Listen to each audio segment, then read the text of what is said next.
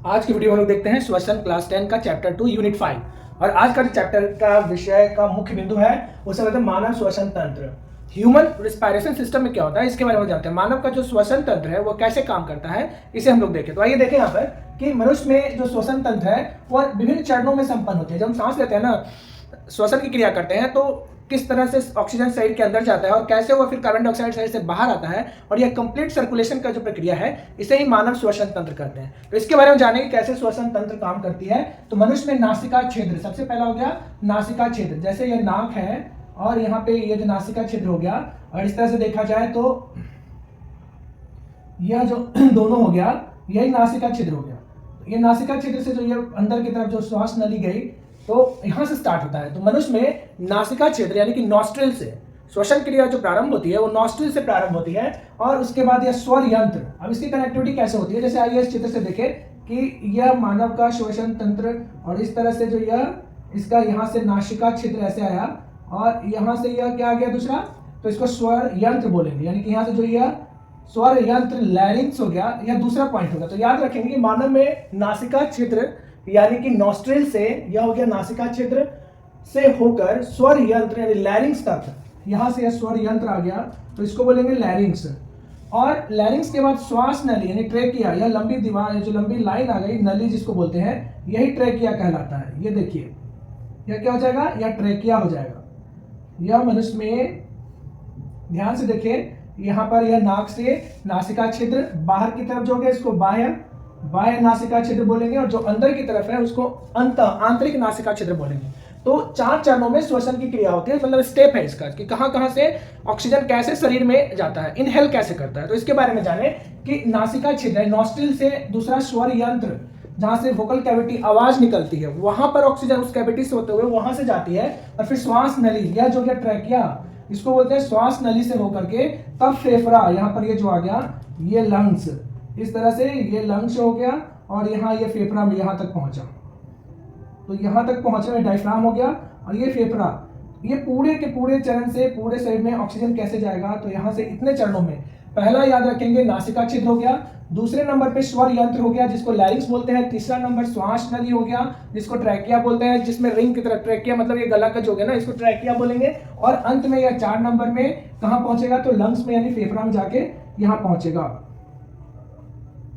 तो मानव श्वसन तंत्र के 4 चरणों को हम लोग समझ गए कि ये 4 चरण कहाँ कंप्लीट होगा। याद रखेंगे कि नासिका छिद्र जो बाहर की तरफ होता है तो नासिका छिद्र से शुरू हुआ, दूसरा स्वर यंत्र वोकल कैविटी तक पहुंचा, यहां से तीसरा श्वास नली ट्रैकिया में गया, और चौथा फेफड़ा लास्ट में लंग्स में गया।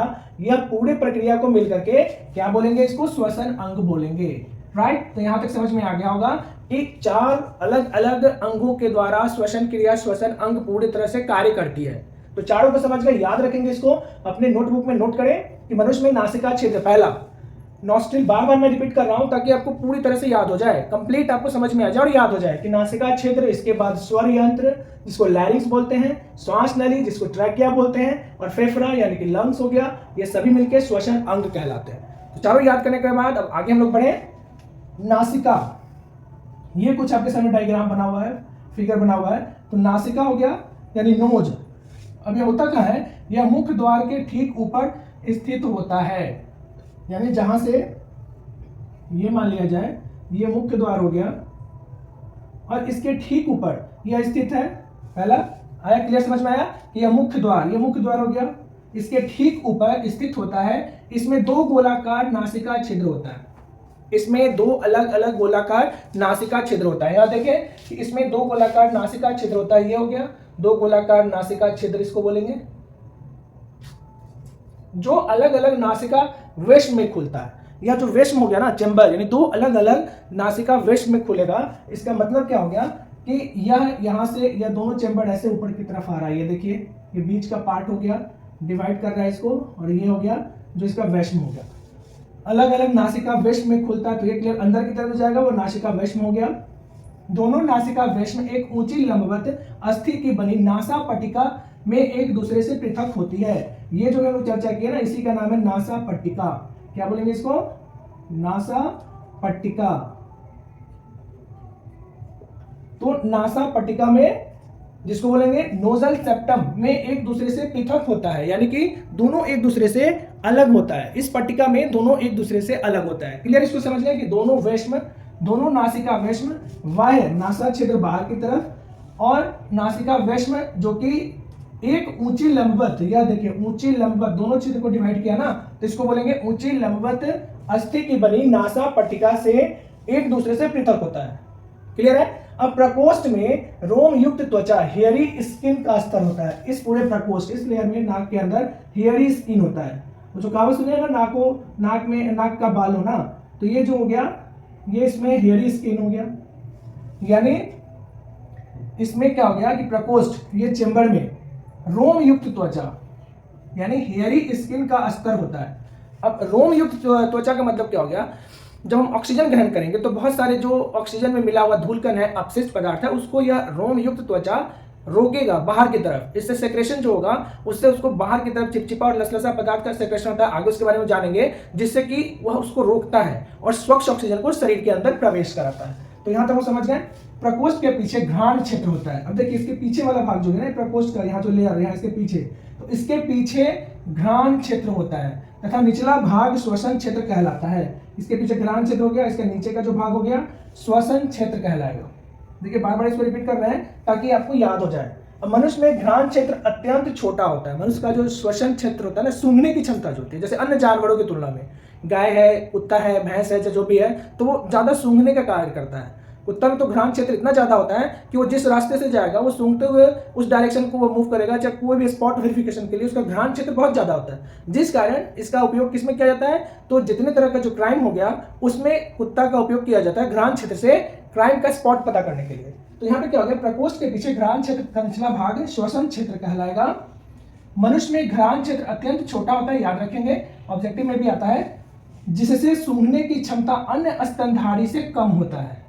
यानी मनुष्य में सूंघने की क्षमता अन्य मेमेलियन ग्रुप से कम होता है। अभी एग्जांपल हम लोग देखें कि सबसे अधिक जिसमें पाया, जैसे कुत्ता हो गया या फिर और अन्य जंतु हो गए जो सूंघने का काम करता है, वो सूंघ करके इसे वो वेरीफाई करता है, ज्यादा उसमें घ्राण क्षेत्र सूंघता जाता है, लेकिन मनुष्य हर एक चीजों को सूंघता नहीं है, इसलिए घ्राण क्षेत्र इसमें अन्य की तुलना में कम होता है।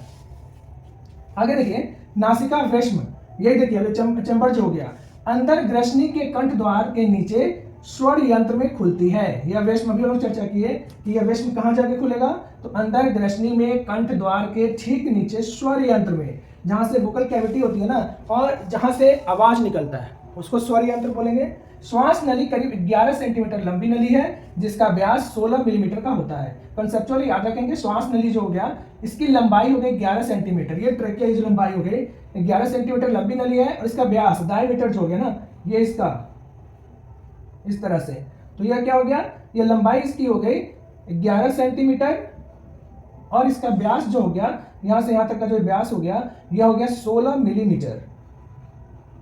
तो यहां तक याद रखेंगे। उम्मीद करते हैं कि यहां तक आपको आसानी से समझ में आ गया होगा। अब वीडियो को पॉज करें और इसको बिंदुवार आराम से नोट कर लें। क्लियर है, आगे बढ़ते हैं, इसके आगे हम लोग देखते हैं आगे और क्या है। तो यहां तक समझने में कोई दिक्कत, यदि कहीं कोई असुविधा हो रही है तो आप इसको आप जरूर से जरूर कमेंट में लिखिए ताकि उसको आपके सामने बेहतर से बेहतर बनाएं और आपको समझाने का प्रयास करें। तो यहां तक लिख लिया है, इसको आप आराम से वीडियो पॉज करके इस पूरे को सिस्टमेटिक उतार लें और इस डायग्राम को भी आप, ये वाला डायग्राम जो है इसको बना लें इस तरह से। ये नासा पट्टिका हो गया, इसका बाहर का छिद्र हो गया, इसको बाह्य छिद्र लिखें, बाह्य छिद्र। और बाकी कंसेप्चुअल क्या है जो पूरा आपको समझाने का प्रयास किया गया है। अब इसके बाद आगे बढ़ते हैं हम लोग।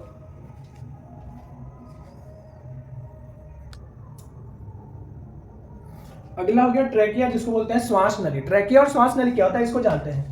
ट्रैकिया अर्थात श्वास नली नीचे की ओर ट्रैकिया वक्ष गुहा में पाई जाती है। जो वक्ष गुहा कैविटी हुई ना, ट्रैकिया नीचे जो आ गया इस तरह से, यह श्वास नली जो हो गया यह इस तरह से वक्ष गुहा में, जो फेफड़ा का भाग हो गया इसी के वक्ष गुहा में यह पाया जाता है। ये रिंग बलय हो गया जिसमें बहुत सारे अलग से उपास्थि और अस्थि पाए जाते हैं जो इसको चिपकने नहीं देता है। यानी श्वास नली से हवा के प्रेशर को आगे पीछे करने से चिपकता नहीं है, जिसका रिंग का काम होता है। तो नीचे की तरफ श्वास नली ट्रैकिया वक्ष गुहा में पहुंचते हैं, जहां यह विभाजित होकर दो श्वसनियों ब्रोंकी में बढ़ जाता है। यहां से यह दो श्वसनी में ऐसे ब्रोंकी में बढ़ जाता है। ये देखिए ऐसे दो श्वसनी में बढ़ जाता है। प्रत्येक श्वसनी फेफड़े में प्रवेश कर श्वसनिकाओं यानी ब्रोंक्यूल्स में विभाजित हो जाता है। यहां से फिर ये पार्ट हो गया ना, इस तरह से यह अलग अलग श्वसनीय क्या जो ये ब्रोंक मतलब इसमें बहुत सारा इस तरह से एयर ब्लडर के रूप में गुच्छा पाया जाता है और इसी में यह ऐसे बढ़ जाता है। तो क्या दिया यहाँ पर कि यह विभाजित होकर, यह दोनों विभाजित हो गया और विभाजित होकर क्या करेगा, दो अलग अलग पार्ट में बढ़ जाएगा। दो पार्ट में बढ़ने पर लेफ्ट और राइट लंग्स में अलग अलग दोनों तरफ विभाजित हो गया और यह दोनों श्वसनियों में ब्रोंकी में बढ़ जाएगा। प्रत्येक श्वसनी, यह जो दोनों भाग हो गया अलग अलग इस तरह से, प्रत्येक श्वसनी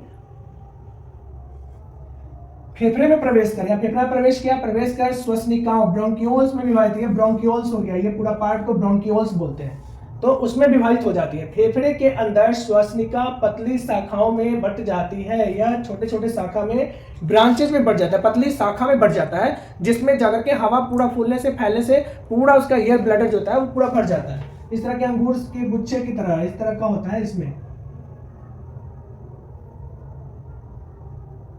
यही पतली शाखा हो गया और ब्रांचेज में इस तरह से ये बट गया। अब यह क्लियर समझ में आ गया, जिन्हें वायु कोष्ठिका या वाहिनियां कहते हैं, यही वायु कोष्ठिका वाहिनियां, वायु कोष्ठिका वाहिनियां कहलाता है।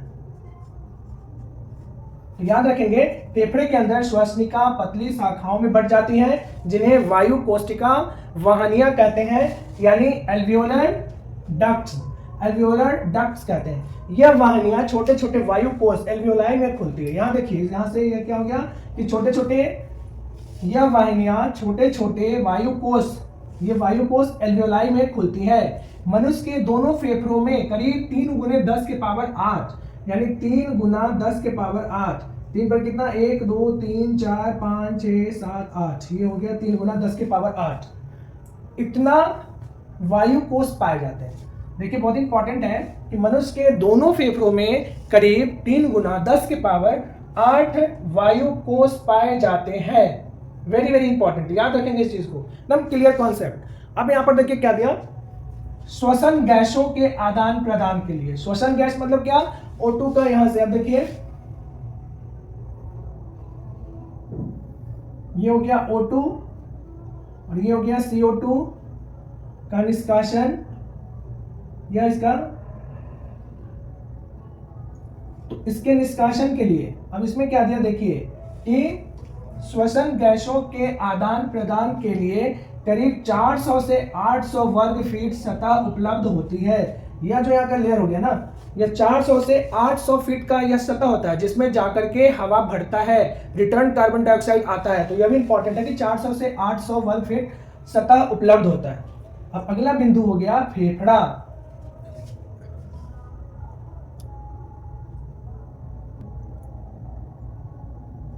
अब इसको समझिए, फेफड़ा यानी कि लंग, यह वक्ष गुहा में स्थित होता है। यह हो गया कहां पे, वक्ष गुहा में स्थित होता है। फेफड़ा 2 स्पंजी मतलब मांसल, ये क्या हो गया, इस तरह से इसमें रिब्स होते हैं और 2 स्पंजी मांसल गुलाबी थैलीनुमा रचना है। यह क्या हो गया, गुलाबी थैलीनुमा रचना है। यह फेफड़ा का हो गया, जो हृदय के इधर उधर मतलब दाएं और बाएं, यानी कि हृदय कहां पे आ जाएगा, ये बीच में सेंट्रल पार्ट जो हो गया, या राइट कॉर्नर में हृदय। तो क्या हो गया, जो हृदय के इधर उधर प्लूरल गुहाओं में स्थित होता है, यानी हृदय के दाएं और बाएं तरफ प्लूरल गुहाओं में फेफड़ा स्थित होता है। अब यहाँ पर देखिए, इसमें प्लूरल मेम्ब्रेन, प्लूरल गुहा में है, इसमें प्लूरल मेम्ब्रेन का पतला आवरण होता है। इसमें एक पतला सा आवरण लेयर पाया जाता है जिसे पेराइटल प्लूरा कहते हैं। ये बहुत ही कंसेप्चुअल है, बहुत ही इंपॉर्टेंट है। इसे क्या बोलेंगे, पेराइटल प्लूरा।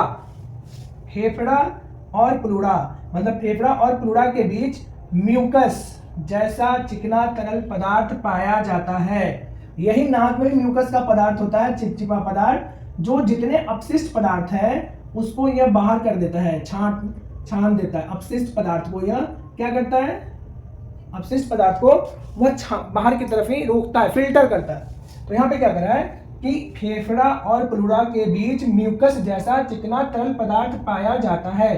अब इसका क्या काम है, म्यूकस का यहाँ पे क्या काम है, सो देखिए, जो फेफड़े के फैलने मतलब O2 जब ग्रहण करेंगे तो यह डायफ्राम, इसके नीचे डायफ्राम हो गया, तो यह फेफड़े के फैलने और सिकुड़ने मतलब CO2 जब छोड़ेंगे तो फेफड़ा भी पहले की अवस्था में आ जाएगी, सिकुड़ जाएगी। तो क्या हो गया, फैलना सिकुड़ना, तो फैलने और सिकुड़ने से होने वाले घर्षण को कम करता है।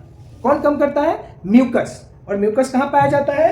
तो याद रखेंगे, फेफड़ा और प्लूरा के बीच, फेफड़ा और प्लूरा के बीच म्यूकस पाया जाता है। जो म्यूकस फेफड़ा के फैलने, O2 जब ग्रहण करेंगे तो फैल जाएगा, तो फैलने और सिकुड़ने से, जब CO2 छोड़ेंगे तो सिकुड़ जाएगा, होने वाले घर्षण को कम करता है। तो आज हम लोग ट्रैकिया, फेफड़ा के बारे में जाने। वीडियो कैसा लगा अपनी प्रतिक्रिया जरूर दें। वीडियो पर यदि आप नए हैं तो लाइक, सब्सक्राइब और शेयर करना ना भूलें। वीडियो को लाइक जरूर करें और नए हैं तो सब्सक्राइब करें, इतना तो हक और अधिकार बनता है। इन्हीं शुभकामनाओं के साथ आज के वीडियो में इतना ही। अगला वीडियो में फिर आगे का यूनिट हम लोग देखेंगे। तब तक अपना बहुत ज्यादा ख्याल रखें, मन लगाकर पढ़ें और सबसे बेस्ट करने का प्रयास करें। Wish you all the best, take care, bye bye, जय हिंद, थैंक यू।